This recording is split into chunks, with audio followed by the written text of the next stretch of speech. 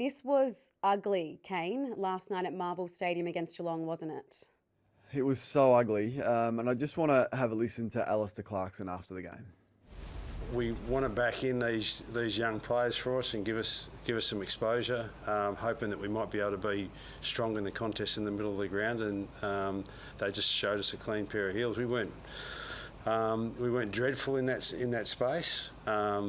We still got our hands on the footy, but the pressure that they were able to apply to us, I think the disposals the difference is only about 10 or 15 disposals between the two sides in the end. Obviously, the difference is the quality with which they used their ball compared to what we did ours.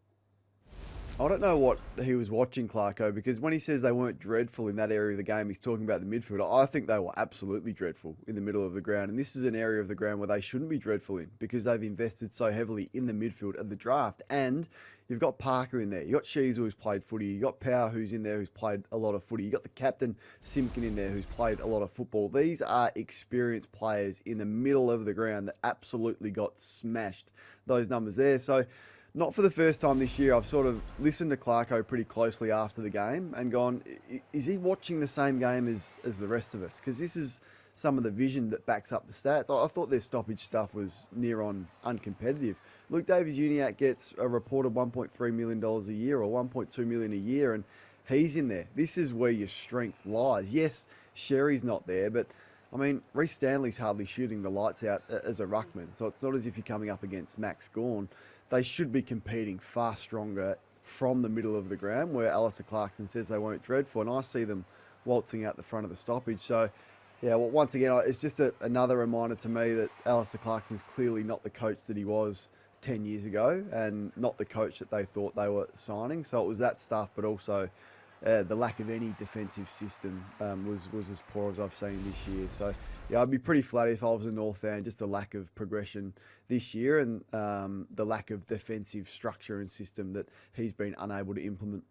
I mean, it was so one-sided. Jeremy Cameron, he kicked 11 goals. Patrick Dangerfield, he was having a kebab on the bench after being subbed off. But you mentioned the future of the club, and under Alistair Clarkson, I mean, 17th again. Is it possible that coaching has gone past this absolute icon of the game? We know when Sonia Hood, the president, went out to get him, there was no plan B. I mean, are they going to need one? I don't want to sound disrespectful here, but 17th and 17th again, Kane.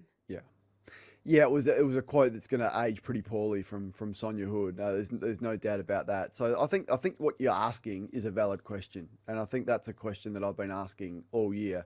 Does Clarko still have it? Now, put a statue up of him as one of the greatest ever and make him a legend in the Australian Football Hall of Fame. All of that. It doesn't take away any of that has been done, but it's been a long time since Alistair Clarkson was an effective coach in this game. And I listened to a lot of his comments, and a lot of them reference nostalgia and Luke Bruce, being a rookie pick, and Nick Larkey getting drafted in pick 70 when he was quizzed about why North traded away their first round pick this year when they're going to finish bottom 4 again.